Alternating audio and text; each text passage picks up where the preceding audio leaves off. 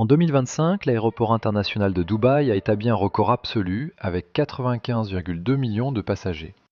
Une machine colossale, opérant avec une régularité presque effrayante. À l'époque, nous pensions tous que franchir le cap des 100 millions n'était qu'une simple formalité, une question de semaines. Mais mes enquêtes sur le terrain révèlent que la réalité ne suit jamais une trajectoire linéaire. Aujourd'hui, sous le faste et les néons clinquants des boutiques de luxe, il y a un vide insoutenable. Les clients ont disparu. Au premier trimestre de 2026, le flux s'est effondré à 18,6 millions de voyageurs contre 23,4 millions l'année précédente. Près de 5 millions de voyageurs se sont littéralement volatilisés du système. Ce silence lourd que nous observons dans les terminaux n'est pas une simple accumulation de vols retardés. C'est le signal d'alarme d'un écosystème géant en train de gripper. Si l'aéroport est le cœur de Dubaï et que sa richesse dépend du mouvement perpétuel des hommes, que se passe-t-il quand tout s'arrête ? Mon enquête s'appuie sur des données publiques, des tendances de l'aviation, du tourisme, de l'emploi et des risques géopolitiques. Je ne prétends pas annoncer une catastrophe imminente, je ne donne aucun conseil financier, et mon but n'est pas d'attaquer qui que ce soit, mais de comprendre ce qui se trame. Les détails que je n'ai pas pu vérifier de manière indépendante seront présentés comme des hypothèses de travail et non comme des vérités absolues. L'aéroport international de Dubaï, ce fameux DXB, n'a jamais été une simple escale tranquille. C'est une pompe cardiaque surpuissante qui injecte la sève financière dans tout l'organisme des Émirats.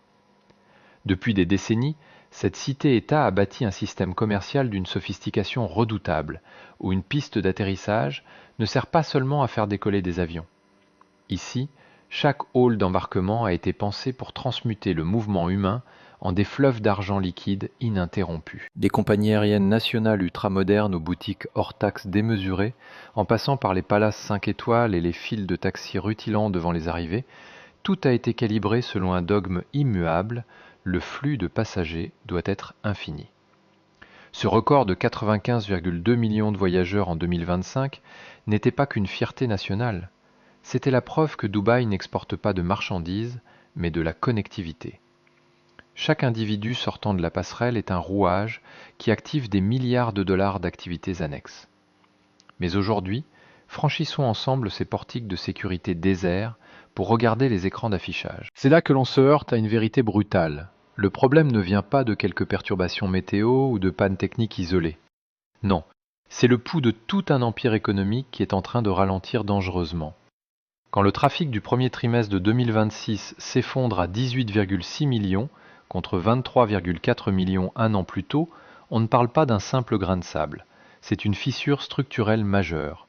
Près de 5 millions de personnes manquent à l'appel dans une infrastructure bâtie uniquement pour les accueillir. Ici, un chariot abandonné ou un banc vide est le signe d'une hémorragie. Nous contemplons souvent ces hubs géants comme les portes d'entrée de la mondialisation. Des monuments érigés à coups de milliards, étincelants, insensibles à la nuit. Mais si demain cette porte se referme, sous la pression de tensions géopolitiques que personne ne peut maîtriser, que restera-t-il vraiment de cette cité idéale ? Quelle valeur auront ces gratte-ciels vertigineux qui défient la gravité, ou ces galeries marchandes démesurées, s'il n'y a plus aucun visiteur étranger pour arpenter leurs couloirs de marbre ? Sans cette faune internationale, ces cathédrales de verre et d'acier ne sont plus que des coquilles vides, figées dans un désert de solitude. Si le cœur de Dubaï bat dans son aéroport, lorsque le rythme de DXB ralentit, quel quartier, quelle industrie va souffrir en premier ? En temps de paix, la situation géographique de l'Émirat semblait être une bénédiction divine. Posée entre l'Orient et l'Occident, la ville s'est imposée comme le carrefour idéal où convergent des milliers de lignes aériennes, métamorphosant un désert stérile en l'intersection la plus convoitée du globe. Pourtant, cet atout historique cachait un piège structurel redoutable. La puissance d'un pôle de transit ne dépend ni de ses terminaux plaqués or, ni de ses flottes d'avions dernier cri estimées à des centaines de milliards. La clé de voûte de cette prospérité insolente repose sur un élément invisible et d'une fragilité extrême: la liberté totale du ciel qui l'entoure. Dès que les nuages sombres de l'instabilité géopolitique s'accumulent, ces couloirs aériens autrefois si fluides se transforment instantanément en zones interdites. Les compagnies n'ont alors pas d'autre choix que de redessiner leurs cartes en catastrophe, imposant des détours de milliers de kilomètres pour contourner le danger. Dans ce secteur où les marges bénéficiaires sont infimes, rallonger le temps de vol ne se résume pas à faire patienter les voyageurs en cabine. C'est une équation financière impitoyable et destructrice. Avec des millions de litres de carburant brûlés pour chaque boucle supplémentaire effectuée dans le ciel, nul besoin d'être un spécialiste des cartes d'état-major ou des rapports stratégiques pour mesurer la violence de cette crise. Il suffit de rester là, immobile, face aux panneaux d'affichage qui clignotent dans la zone d'attente, envahi par un sentiment d'impuissance totale en voyant son vol de correspondance s'effacer définitivement de l'écran. Contourner ces zones de conflit déclenche une réaction en chaîne dévastatrice qui ébranle tout le système. Cela pousse les équipages au bout de leurs limites d'heures de vol, désorganise complètement les cycles de maintenance technique et détruit les créneaux de décollage et d'atterrissage si durement négociés. Dans un méga-hub comme Dubaï, où des dizaines de milliers d'engrenages s'articulent avec précision, chaque heure de retard n'est jamais un simple désagrément individuel. C'est un maillon qui casse dans la chaîne logistique mondiale. Les bagages s'entassent, les produits frais pourrissent dans les soutes, et les hommes d'affaires ratent des réunions à plusieurs millions de dollars. Nous pensions que le ciel était le dernier espace de liberté absolue. Mais en observant cette réalité fragmentée, force est de se demander si l'espace aérien a un jour été aussi libre qu'on le croyait. Dès que ces routes invisibles se resserrent sous l'effet de forces extérieures, la superbe de ce carrefour mondial s'évanouit. Cette crise du ciel révèle le paradoxe amer d'un modèle économique fondé uniquement sur l'hypermobilité. Plus vous étendez vos tentacules à travers la planète, plus vous devenez vulnérable aux secousses lointaines.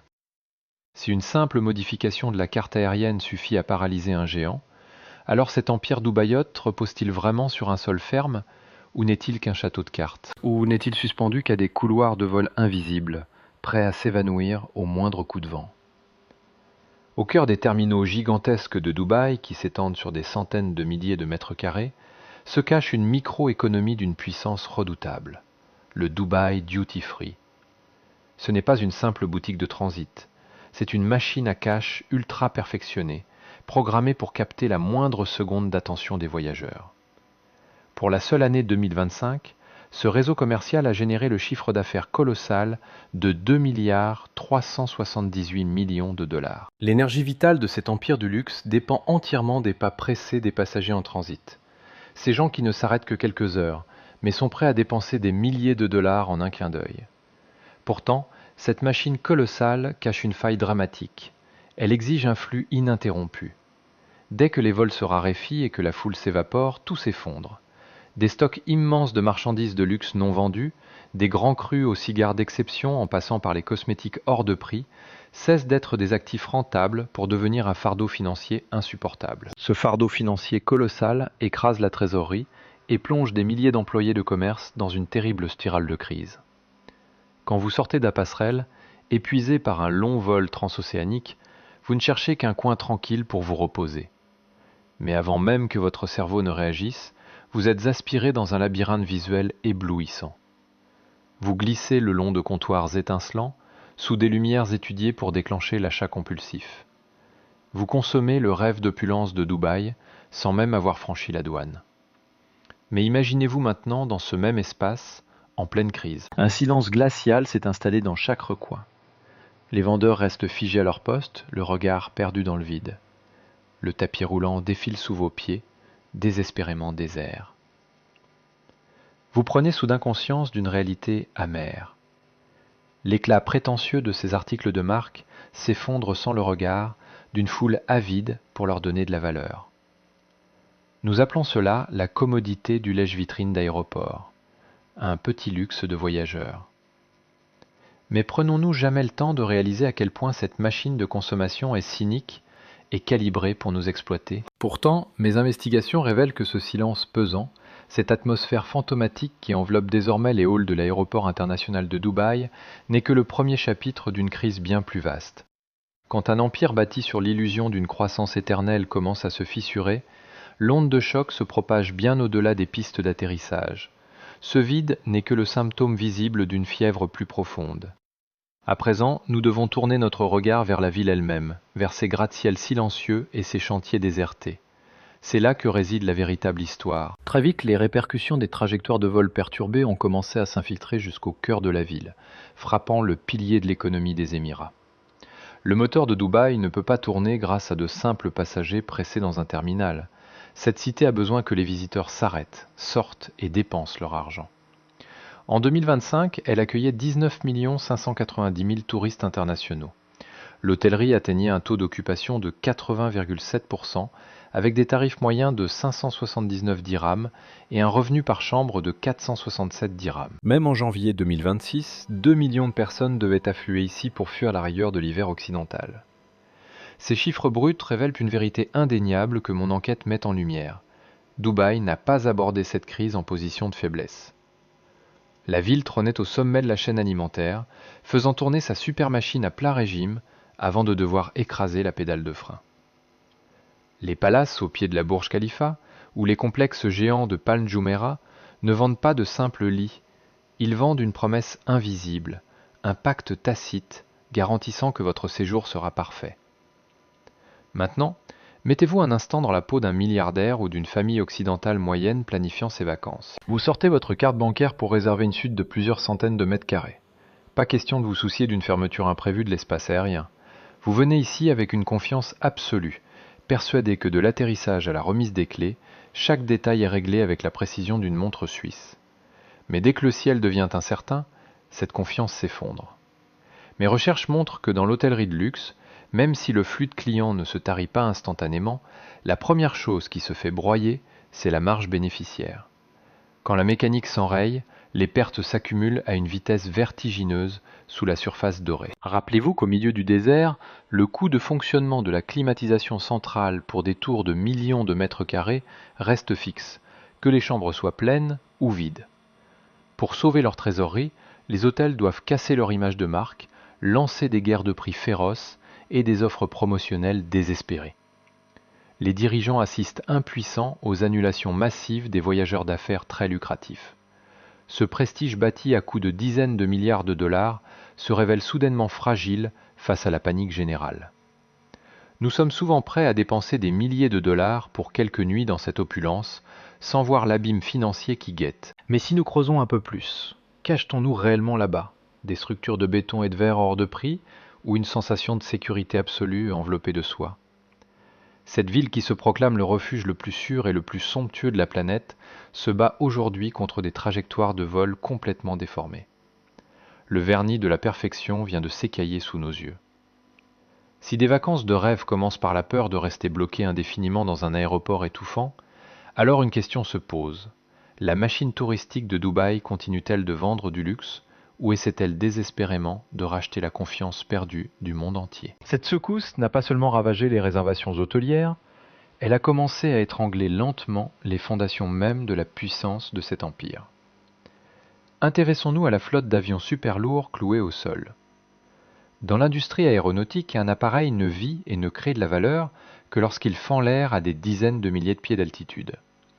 Dès que les roues touchent le tarmac et y restent bloquées, cette machine à cash se transforme instantanément en un gouffre financier colossal. Les compagnies de cet émirat possèdent certaines des flottes de gros porteurs les plus imposantes du globe, avec des Boeing 777 et des Airbus A380. Contrairement aux transporteurs d'Amérique du Nord ou de Chine, ces compagnies ne disposent d'aucun réseau domestique de secours pour amortir le choc quand l'espace aérien international se ferme. Lorsqu'un couloir aérien est bloqué, les conséquences dépassent de loin le cadre d'un simple vol annulé. C'est un coup fatal porté à toute l'équation opérationnelle. La compagnie doit réaffecter ses appareils dans l'urgence, perturber des milliers d'heures de travail des équipages et renégocier des créneaux horaires de décollage et d'atterrissage déjà extrêmement saturés à l'autre bout de la planète, là où chaque minute coûte une fortune. Vous vous tenez derrière la vitre insonorisée du terminal, observant cette machine de près d'1 million de livres immobile sous le soleil de plomb. Pour un passager ordinaire, ce géant d'acier semble juste se reposer après un long vol transatlantique. Pourtant, pour les directeurs financiers qui surveillent les comptes, chaque minute de silence est une bombe à retardement. Sans brûler la moindre goutte de carburant, un avion cloué au sol dévore des sommes astronomiques. Entre les frais de parking horaires exorbitants, la maintenance constante contre l'air salin corrosif du Golfe, les primes d'assurance pharaoniques et la dépréciation impitoyable de l'appareil. Il suffit qu'une infime partie de cette flotte soit sous-utilisée ou clouée au sol pour que la trésorerie se retrouve sous une tension extrême. Le réseau aérien mondial fonctionne comme un jeu de dominos. Un retard dans un hémisphère paralyse immédiatement la chaîne logistique à l'autre bout du monde.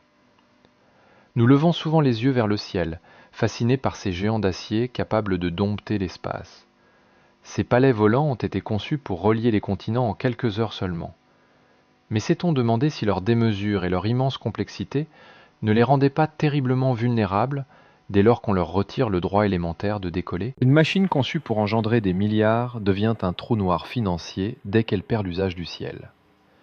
Quand un silence de plomb s'abat sur des pistes de décollage qui figuraient parmi les plus fréquentées du monde, faut-il y voir une paix éphémère, ou plutôt l'écho d'un désastre financier qui s'alourdit d'heure en heure? Ce choc sismique n'a pas seulement brisé les bilans des magnats de l'aviation ou étouffé les bénéfices des hôtels 5 étoiles. Il s'est infiltré au cœur même du système, balayant sans ménagement la vie quotidienne et l'existence de ceux qui portent silencieusement, à bout de bras, tout le poids de cette mégapole désertique. Sous les salons luxueux des premières classes, derrière les comptoirs d'accueil en marbre étincelant, s'active une immense machinerie humaine composée de dizaines de milliers de vies. L'économie des Émirats repose entièrement sur cette main-d'œuvre invisible, constituée en immense majorité d'immigrés étrangers. Ils n'apparaissent jamais dans les campagnes publicitaires de l'Office du tourisme, mais ils sont les poumons de cette ville. Des techniciens de maintenance aux femmes de ménage, en passant par les chauffeurs de taxi qui parcourent des centaines de kilomètres par jour sous un soleil de plomb, cette masse laborieuse survit sur un socle juridique d'une précarité extrême. Souvenez-vous de la dernière fois que vous avez mis les pieds dans cette ruche humaine. Vous vous promeniez sans hâte dans ces couloirs opulents, croisant des dizaines de visages sans jamais en retenir un seul. Il y avait cet homme en sueur qui soulevait vos lourdes valises sur le tapis roulant. Il y avait cette femme qui lissait discrètement vos draps avant que vous ne preniez possession de votre suite. Vous profitiez d'un service fluide, impeccable. Mais vous êtes-vous seulement demandé, ne serait-ce qu'une seconde, quel était le prix réel de cette apparente perfection? C'est ce que notre enquête cherche à mettre en lumière, derrière les dorures. Quand le tourisme s'est arrêté net, ces travailleurs n'ont pas juste reçu un avis de réduction d'heures. Dans un système où le droit de séjour, le logement et la couverture santé dépendent entièrement d'un contrat de travail, perdre son emploi enclenche un compte à rebours impitoyable. Même avec un sursis, survivre sans ressources dans l'une des villes les plus chères du monde devient un calvaire. On vante cette oasis technologique et ses gratte-ciels défiant le désert à des milliers de pieds de hauteur. Mais quand le vernis s'écaille, ne réalise-t-on pas que les vraies fondations de cet empire ne sont pas faites de béton, mais façonnées par les mains calleuses des invisibles? Le luxe absolu exige le sacrifice permanent d'une armée de l'ombre pour fonctionner. Alors, quand les avions cessent de déverser des flots d'argent sur le tarmac, on ne leur retire pas seulement un maigre salaire. On leur arrache le droit d'exister ici, de considérer cette ville comme leur foyer. Si la prospérité de Dubaï exige le sacrifice de milliers d'anonymes pour perdurer, que se passe-t-il lorsque ces mêmes rouages humains deviennent les premières pièces jetables que le système choisit de sacrifier sans le moindre état d'âme? C'est le côté sombre de ce miracle économique que nous devons regarder en face. Les secousses nées du silence des pistes continuent de ronger un autre pilier de l'économie locale, le marché de l'immobilier.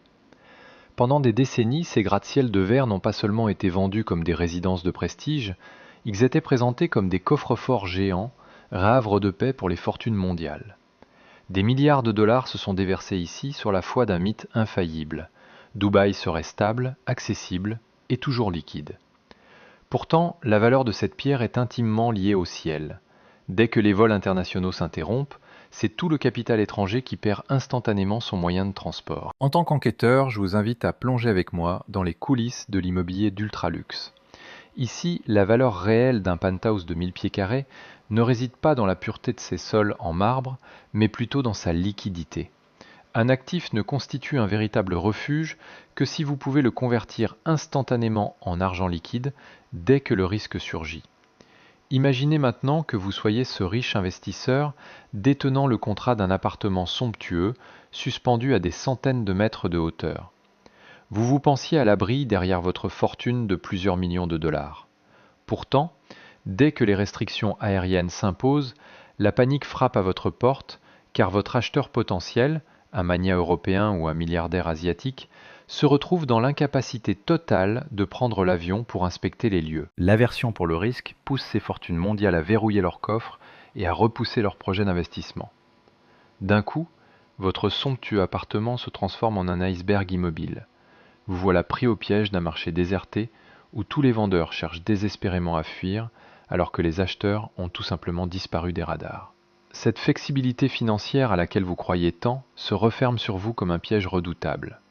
Vous possédez un chef-d'œuvre architectural, mais il est impossible de le déplacer et personne n'est disposé à débourser le moindre centime pour l'acquérir aujourd'hui. Nous aimons nous bercer de l'illusion que ces blocs de béton coulés profondément dans le sol sont des symboles d'éternité, des coffres-forts inviolables pour notre argent. Mais ce refuge est-il vraiment sûr si l'unique chemin pour y accéder dépend entièrement de la clémence du ciel ? Le marché immobilier de Dubaï a connu une croissance spectaculaire grâce à l'afflux massif de capitaux internationaux. Pourtant, cette expansion fulgurante l'a transformé en otage de couloirs aériens invisibles. Lorsque la confiance s'effondre et que la liquidité se fige, la richesse devient brusquement un concept abstrait en temps de crise. Je me demande souvent ce qui empêche vraiment ces investisseurs de dormir la nuit. Est-ce la chute vertigineuse des prix ? Ou est-ce plutôt ce silence de mort qui s'installe au moment précis où vous voulez désespérément tout vendre, mais que personne sur ce marché ne répond à votre appel ? L'onde de choc ne s'est pas arrêtée aux transactions immobilières gelées. Elle a continué sa course pour frapper une autre artère, silencieuse mais tout aussi vitale, celle de la chaîne logistique. Si les vols internationaux sont le cœur qui propulse les clients fortunés vers Dubaï, alors le superport de Jebel Ali est le système digestif qui nourrit cette métropole géante. Cet émirat ne produit presque rien de son propre luxe. Tout ce qui définit son immense prestige, depuis les draps en coton égyptien de qualité supérieure et l'eau minérale pure importée des Alpes, jusqu'aux truffes fraîches des restaurants étoilés au guide Michelin, doit franchir des milliers de kilomètres d'océan ou s'entasser dans les soutes obscures des avions de ligne. À mesure que l'espace aérien se restreint et que les détroits stratégiques se heurtent aux risques géopolitiques, les tarifs des assurances maritimes et du fret s'envolent.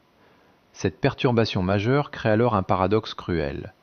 Les touristes ont disparu des hôtels de luxe, et pourtant, le coût pour maintenir un simple buffet le petit déjeuner de standing 5 étoiles grimpe à des hauteurs inimaginables. Faisons un exercice ensemble. Imaginez-vous assis dans un restaurant gastronomique avec vue sur la baie. Vous sirotez un verre de vin rouge, savourant tranquillement un faux filet de 10 onces parfaitement grillé. Autour de vous, tout semble calme, feutré, profondément serein et élégant. Pourtant, sous la surface de ce repas exquis se cache une chaîne d'approvisionnement de milliers de kilomètres qui gémit sous une pression extrême. Vos yeux ne perçoivent que l'éclat de l'argenterie et la fraîcheur des aliments dans votre assiette. Mais vous ne voyez pas les camions frigorifiques luttant contre l'explosion du prix des carburants, ni les marchandises d'importation hors de prix bloquées dans un port lointain. Le secteur de l'hôtellerie et de la restauration est pris dans un étau impitoyable. D'un côté, les établissements lancent désespérément des réductions massives pour attirer les rares clients de passage encore disponibles dans la région. De l'autre côté, ces professionnels doivent serrer les dents et payer des factures exorbitantes pour leurs fournitures, uniquement pour préserver cette image de luxe irréprochable. Nous définissons souvent le prestige hôtelier par des chambres opulentes et des expériences culinaires de premier ordre. Mais cette splendeur peut-elle exister quand chaque conteneur, chaque camion de livraison et chaque facture dépend d'une ponctualité absolue ? Les ruptures logistiques révèlent une vérité brutale. Maintenir l'illusion du faste coûte une fortune, même quand il n'y a personne pour en profiter. Si un hôtel brade ses chambres pour sauver sa trésorerie alors que ses coûts de fonctionnement explosent à cause d'un système logistique asphyxié, est-ce vraiment une stratégie intelligente ? Ou bien assistons-nous au chant du cygne d'un modèle économique asphyxié par ces deux extrémités ? Pourtant, les ondes de choc partant des ports déserts jusqu'aux halls d'hôtels vides n'ont pas éteint la folie des grandeurs des élites. À travers l'histoire, cet émirat a toujours eu une seule méthode pour contrer le scepticisme, construire encore plus grand. Le plan économique D33 a été lancé comme un défi jeté à la réalité, visant à doubler la taille de l'économie pour atteindre des milliers de milliards de dollars en 10 ans. Au cœur de ce projet pharaonique se trouve l'aéroport Al Maktoum, un monstre d'aviation s'étendant sur des dizaines de kilomètres carrés, conçu pour pulvériser tous les records de transit mondiaux. Il voulait utiliser des tonnes de béton et une ingénierie de pointe pour enterrer la peur sous les infrastructures. Mais dans notre monde de plus en plus imprévisible, où les fractures géopolitiques ne sont plus des anomalies mais la nouvelle norme, une question troublante se pose immédiatement. Est-ce que voir plus grand garantit vraiment de meilleures chances de survie? Imaginez-vous assis dans un fauteuil en cuir luxueux, au sommet d'une tour dominant la ville. Vous observez les maquettes étincelantes des futurs projets d'aménagement, contemplant les plans d'un terminal futuriste baigné de lumières artificielles. Face à cette démesure, l'illusion du contrôle est presque totale. Devant une telle opulence, on se laisse facilement séduire par un sentiment de toute-puissance. Il est aisé de jeter des centaines de milliards de dollars pour couler de nouvelles pistes d'atterrissage et ériger des tours de contrôle qui touchent les nuages. Mais que se passe-t-il si la faille critique ne se trouve pas sur le tarmac? Imaginez ces superbes portes d'embarquement enfin terminées, alors que le ciel au-dessus d'elles est zébré de zones d'exclusion aérienne invisibles. En tant que journaliste, nous devons comprendre que la résilience d'une mégapole ne s'évalue pas au nombre d'avions qu'elle peut accueillir simultanément, mais à sa capacité à retenir ses visiteurs durant des semaines et non quelques heures. Pour s'en sortir, il faudrait bâtir des fondations solides dans le tourisme médical, l'éducation et la culture, afin de rompre définitivement cette dépendance mortelle envers des hubs de transit hypersensibles. Nous nous accrochons à cette croyance tenace que, pour surmonter la tempête, il suffit de forger des boucliers plus épais et d'ouvrir des portes toujours plus grandes pour accueillir le monde. Mais à quoi bon déployer tant d'efforts si les routes qui mènent à ces portes échappent totalement à notre contrôle? Un empire ne peut pas éternellement courir après des chiffres de croissance sans âme, tout en ignorant superbement la fragilité de ses propres bases. Si l'avenir de Dubaï s'écrit toujours à coups d'aéroports géants et de gratte-ciel de plus en plus imposants, qui aura le courage de poser la question qui fâche?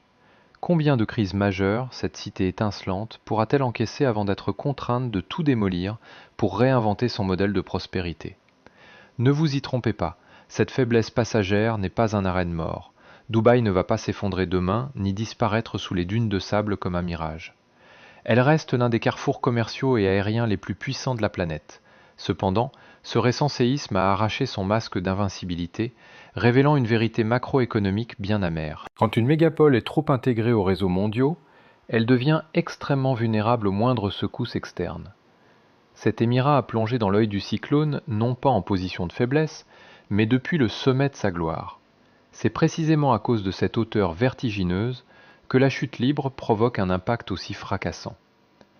À partir de pistes d'atterrissage devenues silencieuses, un effet domino implacable a balayé les boutiques hors taxes, anéanti les profits d'hôtels de milliers de mètres carrés, gelé les transactions de propriété à plusieurs millions de dollars, et brisé net le destin de dizaines de milliers de travailleurs immigrés. Cet immense écosystème, fier de son refrain sur l'ouverture permanente et les décollages incessants, doit se soumettre à un test de survie dans une époque marquée par les crises.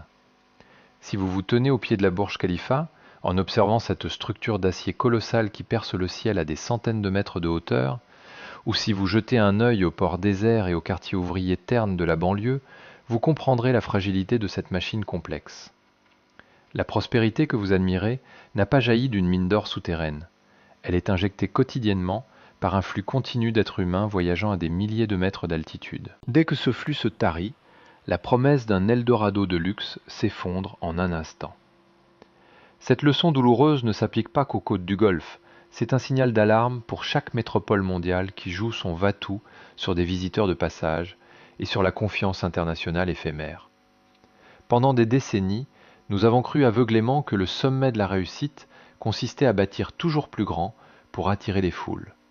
Mais aujourd'hui, vous et moi devons admettre que la question essentielle n'est plus de savoir qui grandira le plus vite, mais plutôt qui aura la résilience nécessaire pour rester debout quand le monde s'écroulera tout autour. Dubaï a prouvé au monde qu'un désert aride pouvait devenir le carrefour le plus fréquenté de la planète. Mais si ce ciel immense cesse d'être ouvert sans condition, la question ne sera pas de savoir si la plus haute tour du monde restera debout. Ce que nous devons nous demander, c'est si les fondations enfouies sous terre seront assez solides pour empêcher la ville entière de s'effondrer. Si vous pensez vous aussi que la plus grande force de Dubaï constitue sa faiblesse mortelle dans cette époque de bouleversement, je vous invite à partager votre point de vue dans les commentaires ci-dessous afin que nous puissions poursuivre cette enquête ensemble. Et si une autre cité touristique majeure abandonnait elle aussi son destin aux couloirs aériens mondiaux et à la confiance aveugle d'une économie mondialisée instable. Qui sera la prochaine victime de cette dépendance invisible que nous devons, vous et moi, surveiller de près? Si nos enquêtes macroéconomiques résonnent en vous, partagez cette analyse et abonnez-vous pour suivre nos prochaines investigations. Dans ce monde interconnecté à l'extrême, bâtissons-nous des villes capables de résister aux crises à venir, où l'humanité s'obstine-t-elle à ériger de magnifiques châteaux de cartes sur un sable mouvant qui menace de s'effondrer à tout moment?